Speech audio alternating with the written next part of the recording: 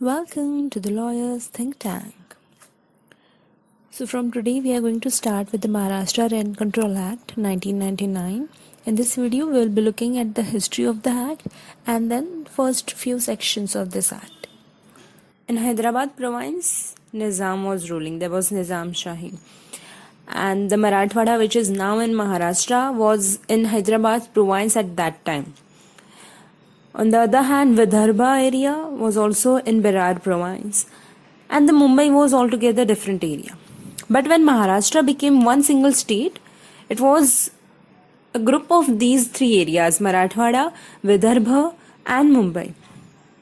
So as these were the different areas, the laws prevailing in these areas were also different.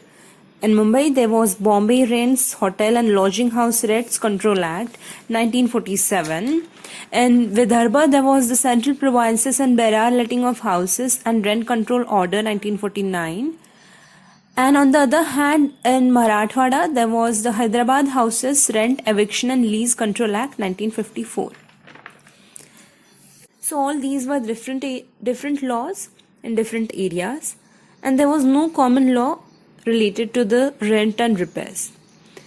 So now there was one case in 1998, Malpe Vishwanathan Acharya versus State of Maharashtra.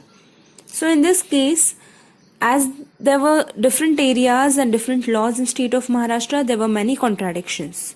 So during this case, Government of Maharashtra decided to bring a common act which will prevail all over the Maharashtra, and thus the Maharashtra Rent Control Act 1999 was brought into the picture. Even if the bill of this act was introduced in 1999, the commencement of this act was done on 31st March. So this date is very important from the view of JMFC examination.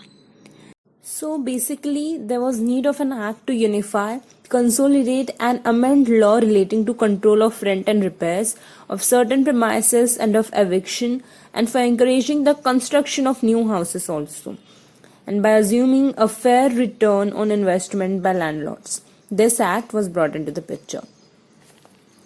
Now, it is always said that once a tenant, always a tenant, but this should not be the thing in reality, because if this is the case, then the interests of the landlord will be hampered. And if this continues, landlords would resist from buying any new estate. And ultimately, this would hamper the GDP, because the real estate has greater contribution to the GDP of our country. On the other hand, the tenants' rights should not be also hampered, because if they are hampered, they will refrain from staying in the rooms by taking them on rent or for any purpose like business or storage of anything. So this would directly cause loss to the landlords, and ultimately it would hamper GDP of our country. So through this Maharashtra Rent Control Act 1999, the government of Maharashtra has tried to keep a balance of interest of landlord and also the tenant. If there is no proper balance between rights of landlord and tenant, we have seen that how it hampers the GDP of India. So this is based on the theory of balance of interest propounded by Roscoe Pound. So now this was all about the history of this act. Many a times question comes from this content also.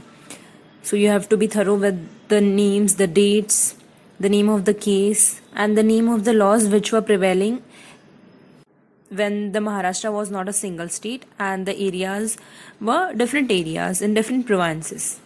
Now let's move on to the sections of this act.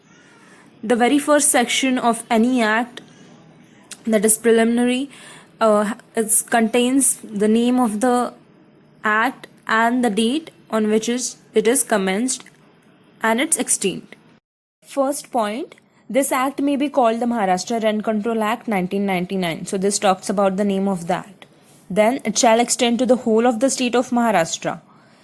And the third, it shall come into force on such date as the state government may, by notification in the official gazette, appoint.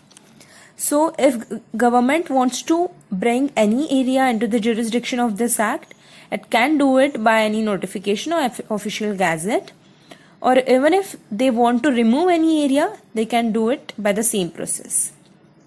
Now the second section, application. Now where we can apply this act. Even if the first section says that it is applied to all over the Maharashtra, it's not the case. In the second section, they have particularly written the areas where we can apply this act. So let's read out. This act shall, in the first instance, apply to premises let for the purposes of residence, education, business, trade or storage in the areas specified in Schedule 1 and Schedule 2.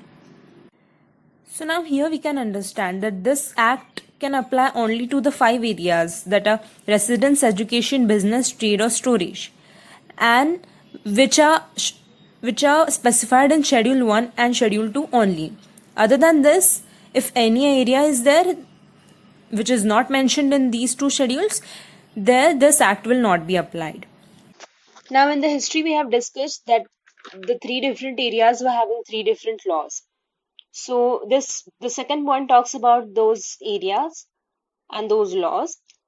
So it says that the areas which were included in these 3 acts will now be included in the Maharashtra Rent Control Act. And the last point says that even if any area is not in the specification of this act, government can bring it into the jurisdiction or bring it into the specification of this act by notification or official gazette, and it can also remove any area. So this was all about the application of this act. Now in the next section, exemption of this acts are given. So we'll be looking at it in our next video. Thank you.